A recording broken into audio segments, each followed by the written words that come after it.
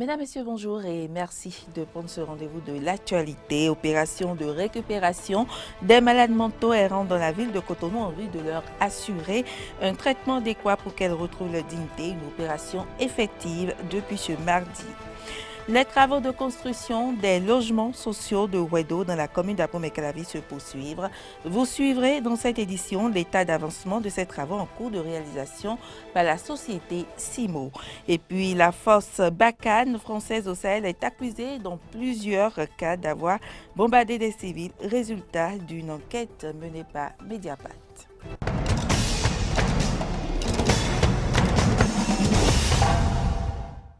Bienvenue à toutes et à tous. Démarrage effectif ce mardi 29 juin de l'opération de prise en charge des malades mentaux errants dans les rues de Cotonou, conduite par le directeur général du Fonds d'appui à la solidarité nationale. Elle consiste à retirer des rues des personnes souffrantes de troubles psychiques et les convoyer vers les centres psychiatriques pour qu'elles retrouvent toutes leurs facultés mentales. Les moments forts de cette opération dans ce compte rendu de Cano François Ombédérito et Fiac Voito. Initiée par le ministère des Affaires sociales et de la microfinance, la troisième phase de l'opération de prise en charge des malades mentaux errants dans les rues de Cotonou a démarré ce mardi 29 juin 2021. Elle consiste à retirer des rues des personnes qui souffrent des troubles mentaux, à les convoyer vers les centres psychiatriques et à suivre rigoureusement le traitement afin qu'ils retrouvent leur dignité, nous dira Alain Ronla, préfet du littoral. Nous avons décidé de lancer cette troisième phase pour que dans les rues de Cotonou, et ça va se faire dans les autres rues de nos villes, nous identifions et nous prenions soin de nos compatriotes dérangés, dont l'apparence signale cette détresse, et que nous allions les confier aux centres spécialisés pour les recevoir et pour leur prodiguer des soins. Conduite par Alphonse Sogadji, directeur général du Fonds d'appui à la solidarité nationale, cette phase se veut être celle de généralisation car là où personne ne veut être responsable, l'État lui prend ses responsabilités. Nous avons pour cette année, c'est une phase, je pourrais dire, de généralisation parce que le phénomène n'est pas uniquement dans les villes que je viens de citer, c'est presque dans tout le pays. C'est des âmes qui sont abandonnées par la famille, par la communauté tout entière. Et comme vous le savez, là où personne n'est responsable, c'est l'État qui prend sa responsabilité.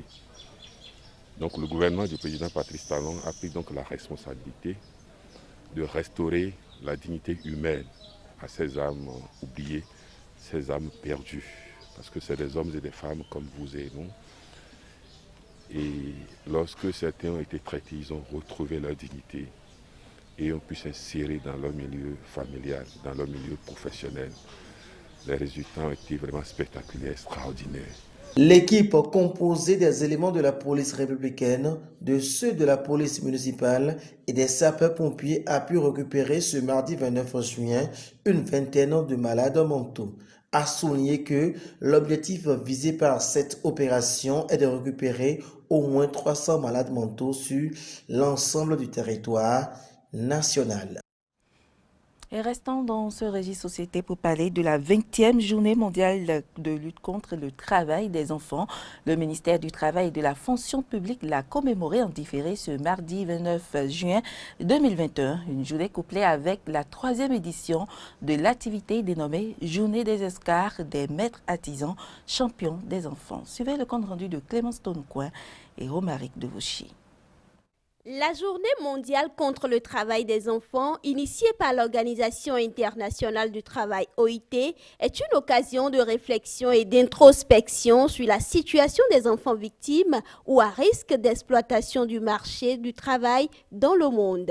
La 20e édition a été célébrée ce mardi 29 juin 2021. L'OIT, à travers un mécanisme d'évaluation, a prouvé que la population des enfants au travail dans le monde a baissé de 2000 à 2016. Pour le ministre du Travail, le thème retenu cette année vient donc à point nommé. C'est donc à juste titre que le thème retenu pour cette 20e édition de la Journée mondiale contre le travail des enfants est intitulé « Agissons maintenant pour mettre fin au travail des enfants ». Agir maintenant signifie qu'il faut maintenir le cap des actions courageuses et des choix stratégiques susceptibles d'accélérer les progrès enregistrés en vue de parvenir plus rapidement à l'ultime objectif de 0 enfant au travail d'ici à 2025. S'inscrivant dans cette perspective, les Nations Unies ont pris le 25 juillet 2019 la résolution 72/327 qui proclame l'année 2021 comme l'année internationale pour l'élimination du travail des enfants. Partant du constat selon lequel le phénomène du travail des enfants est plus accentué dans le secteur de l'artisanat, le ministre des Petites et Moyennes Entreprises et de la Promotion de l'Emploi a invité les maîtres artisans au respect des engagements pris dans la charte de lutte contre le travail des apprentis, éditée en 2014. Dans ce document, les maîtres artisans se sont engagés, entre autres, à lutter individuellement et collectivement contre le travail des enfants apprentis, utiliser exclusivement les enfants dans le cadre de leur apprentissage, éviter les châtiments corporels et moraux aux apprentis, respecter les horaires de travail selon les métiers, accorder un repos hebdomadaire aux apprentis, etc.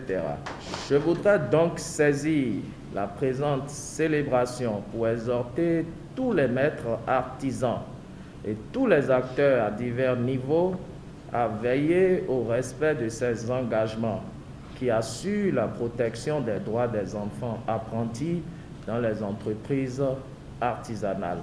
Au cours de la cérémonie, plusieurs maîtres artisans, lauréats de la 3e édition du concours Oscar des maîtres artisans champions des enfants, ont été primés.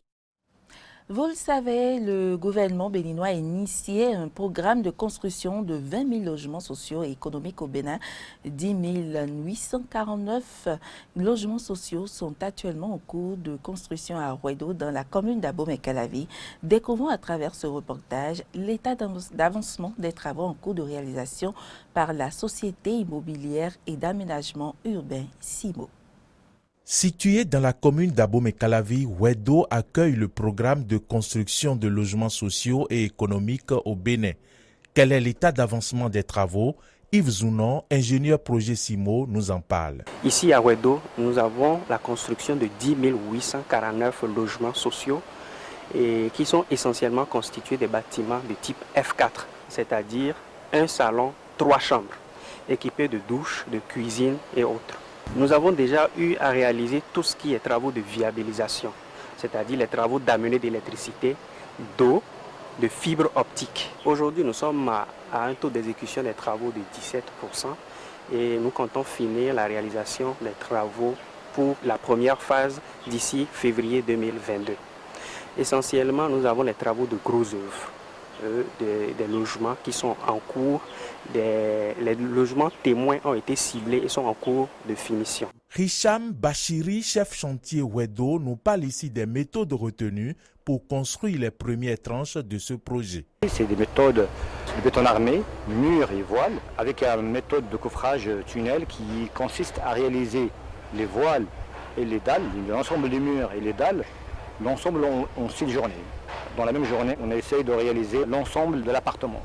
La même chose aussi pour les logements individuels, c'est que l'ensemble des murs de logement sont réalisés dans une seule opération, bétonnage, ferraillage et incorporation de toutes les lots secondaires à l'intérieur dans la même journée. Et c'est une méthode qui nous permet de réaliser le nombre d'appartements qu'on veut, c'est-à-dire là où aujourd'hui on est à 9 et on peut monter à 13, 14 et 19. Tout dépend du planning et des lots. Parce que là aujourd'hui on est sur les 3035 logements, sur les 10 800 qui sont attribués. Les autres ne sont pas encore attribués. Pour les 3035 logements, on est là à peu près réalisé déjà 28%, c'est-à-dire de ces bâtiments, c'est-à-dire en gros œuvre, et que la finition n'a pas encore commencé, mais il va suivre, avec un rythme de 15 logements au jour. Ouedo, la cité nouvelle, changera de visage après ces travaux, nous dira l'ingénieur projet Simo.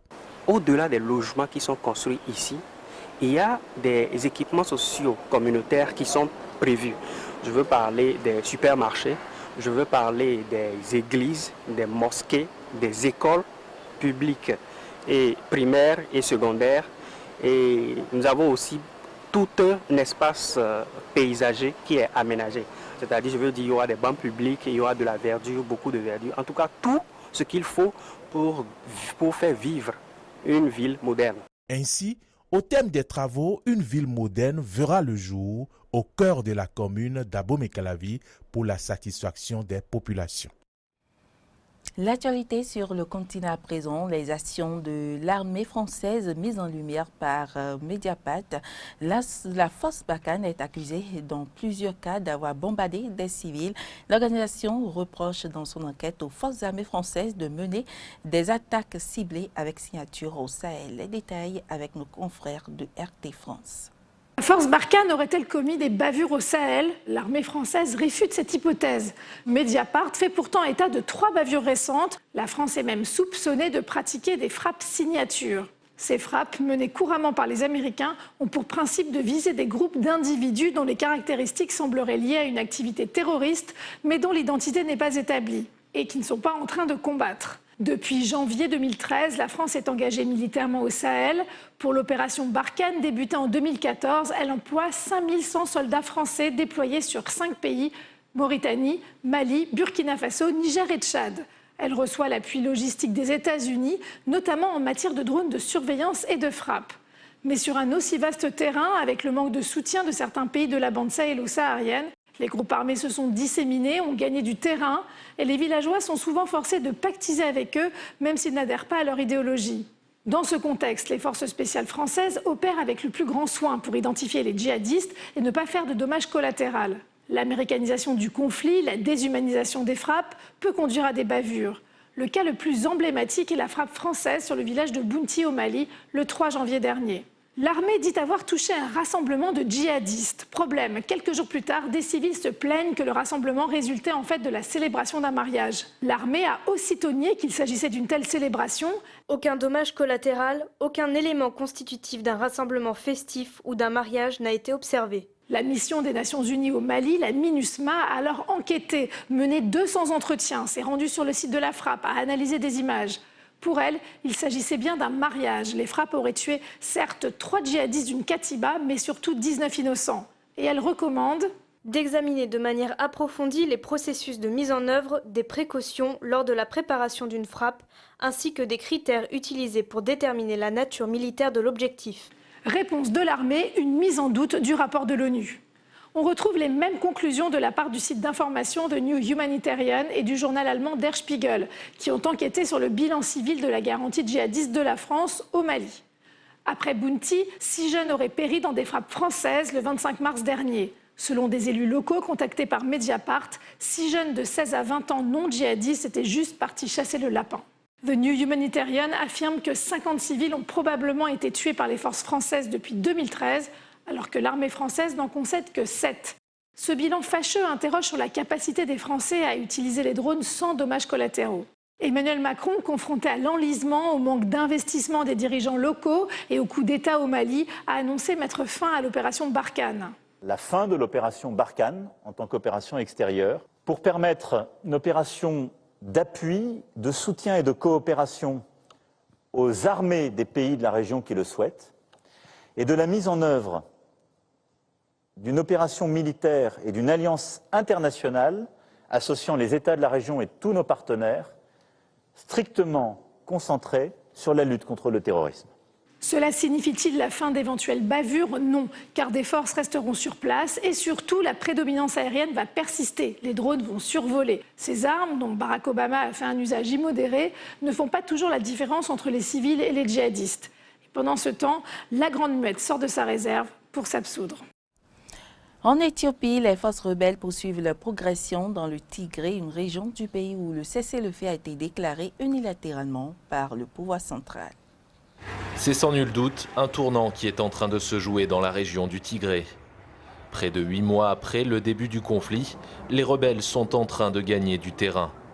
Mardi, ils ont pénétré à Shire, ville voisine de la capitale régionale Mekele, déjà reprise la veille. Dans un communiqué, les forces de défense tigréennes ont affirmé leurs intentions. Le gouvernement et l'armée du Tigré accompliront toutes les tâches nécessaires pour assurer la survie et la sécurité de notre peuple. Le gouvernement du Tigré appelle notre peuple et notre armée du Tigré à intensifier leur lutte jusqu'à ce que nos ennemis quittent complètement le Tigré. Après que les rebelles ont mis la main sur Mekele, le gouvernement éthiopien a décrété le cessez-le-feu. Une décision unilatérale qui pourrait donc être très fragile. Mardi, Washington a accueilli l'annonce de cette trêve avec une certaine prudence. Pour les États-Unis, ce cessez-le-feu pourrait être une étape positive, à condition qu'elle soit immédiatement suivie d'effets sur le terrain, en particulier par l'armée érythréenne. Les forces de défense érythréennes sont toujours dans le Tigré. Nous avons vu des signes de mouvement, mais nous ne savons pas encore si elles se retirent. Elles ont commis des atrocités horribles pendant leur séjour là-bas, cela est clair. Nous demandons au gouvernement érythréen d'obtempérer immédiatement. Les États-Unis, la France et l'Irlande appellent à une réunion d'urgence du Conseil de sécurité de l'ONU sur la question tigréenne. Les Nations Unies qui s'inquiètent de l'aggravation d'une situation humanitaire déjà terrible, conséquence de ce conflit armé. D'après l'ONU, au moins 350 000 personnes souffrent de famine au Tigré. Les Européens qui vivent en Grande-Bretagne ont jusqu'à ce soir pour faire leur demande de statut de résidence s'ils souhaitent rester dans le pays. C'est ce qui va garantir la continuité de leurs droits en matière de travail. Londres exclut la possibilité d'un report de l'échéance, mais pourrait faire preuve de flexibilité. Il leur reste jusqu'à ce soir minuit pour déposer leur demande de permis de résidence. Les ressortissants européens qui vivent au Royaume-Uni perdront leur droit de séjour s'ils ne font pas le nécessaire avant l'heure fatidique. Ils n'auront plus le droit de travailler dans le territoire, ni d'y louer un logement ou de bénéficier du système de santé. Dans la capitale britannique, il y a notamment des associations qui proposent leur aide aux candidats de dernière minute pour compléter et remplir leur dossier. Alors que le temps presse, certains peinent à réunir les documents nécessaires. Cela fait 26 ans que je suis ici. Je pense que cela devrait signifier quelque chose, non? Je n'ai pas besoin de présenter un dossier pour le prouver. Dans mon cœur, je suis britannique. C'est juste que, sur le papier, je suis française. Mais cela fait 26 ans que je suis ici, plus de la moitié de ma vie. Donc non, je n'ai pas du tout aimé ça. Beaucoup de gens essaient de rassembler tous ces documents, toutes les preuves afin de pouvoir rester ici, en Angleterre. Mais je pense que tout le monde ne peut pas forcément y arriver. Mais ce n'est pas de leur faute. C'est parce que, comme je vous l'ai dit, c'est compliqué. J'ai dit par exemple aujourd'hui à mes amis que si je ne peux pas faire passer mon dossier et si je ne peux pas résoudre ce problème, je dois commencer à penser à m'acheter un billet d'avion pour retourner en Espagne ou ailleurs dans le monde. La date butoir du 1er juillet ne sera pas repoussée d'après les autorités britanniques, alors que le gouvernement français vient d'accorder un délai supplémentaire de 3 mois aux Britanniques installés dans l'Hexagone. Les demandes de permis de séjour au Royaume-Uni se multiplient ces derniers jours. Au total, 5,6 millions de dossiers ont été déposés et 350 000 d'entre eux n'ont pas reçu de réponse. 97% d'entre elles ont été acceptées et seulement 1% refusées. Dans cette course contre la montre, les médias britanniques remarquent une saturation dans la liste d'attente due à un nombre de demandes trop importantes ces dernières heures. Il y a beaucoup de dossiers complexes que l'on essaie de faire passer et qui sont entravés par le fait que les gens ne parviennent pas à obtenir de l'aide. Les organisations mises en place pour aider les gens sont également débordées. Le système est à un point de rupture.